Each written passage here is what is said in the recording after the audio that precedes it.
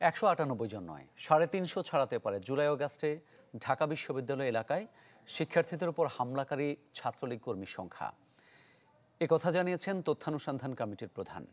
প্রাথমিক তালিকায় ছাত্রলীগের শীর্ষ নেতাদের নাম এলেও ভয়ে অনেকে সাক্ষ্য দিতে আসছেন না, তাই বাদ পড়েছে কিছু নাম। তদন্ত প্রতিবেদনে শিক্ষকদের ভূমিকারও সমালোচনা করা হয়েছে। এ নিয়ে শামীমা সুলতানার ধারাবাহিক রিপোর্টের তৃতীয় পর্ব আজ।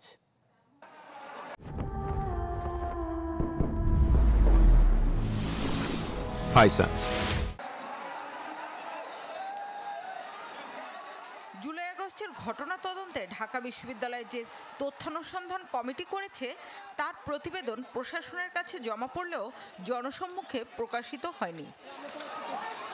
তবে চ্যানেল 24-এর হাতে আসা প্রতিবেদনে দেখা যায় 198 পৃষ্ঠার এই প্রতিবেদন তৈরিতে 26টি গণমাধ্যম থেকে তথ্য সংগ্রহ করা হয়েছে। সাক্ষ্য নেওয়া হয়েছে অনলাইন ও অফলাইনে। এর উপর ভিত্তি করে শিক্ষার্থীদের উপর হামলাকারী ছাত্রলীগের 128 নেতাকর্মীকে চিহ্নিত করা হয়েছে প্রাথমিকভাবে। জড়িত বাকিদের চিহ্নিত করতে তথ্য সংগ্রহের উদ্যোগ নেয়ার পরামর্শ দেওয়া হয়। মোটামুটি 25 ভাগের মতো আমরা কাজ শেষ করেছি, কাজ বাকি আছে, এই কাজ চলতে থাকবে। এবং নতুন একটা কমিটি হয়েছে, সিন্ডিকেট করে দিয়েছে সেই কমিটি। খুব বেশি আবেগপ্রবণ হওয়ার এখানে সুযোগ নাই। আমরা শুধুমাত্র হার্ড এভিডেন্স দিয়ে যাদেরকে ইমপ্লিকেট করা সম্ভব তাদের নাম আমরা নিশ্চিতভাবে আনব। এই তালিকায় এসেছে হামলায় অংশ নেয়া 5 বহিরাগতের নাম, যারা ঢাকা ও ঢাকার বাইরে ছাত্রলীগের বিভিন্ন শাখার নেতাকর্মী।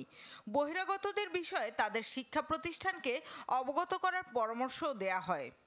এগুলো প্রসেসগুলো শুরু হয়ে যাবে, ওই প্রতিষ্ঠানকে জানিয়ে দেওয়া হবে। যেমন এর মধ্যে একজন আছে তার কোনো প্রাতিষ্ঠানিক ভিত্তি পাওয়া যায় নাই, পটুয়াখালীর বাড়ি, তার ব্যাপারে কি হবে সেটাও ওখানে বলা আছে। তালিকায় ছাত্রলীগের শীর্ষ নেতৃত্ব সাদ্দাম ইনান শয়নের নাম এলেও বাদ পড়েছে সৈকতের নাম। তদন্ত কমিটি বলছে চেষ্টা তদবির করলেও এখনো অনেকে ভয়ে সাক্ষ্য দিতে আসছেন না, সে কারণেই সব নাম যুক্ত করা যায়নি। ছাত্রদের কাছ থেকে যতটুকু স্বতঃস্ফূর্ত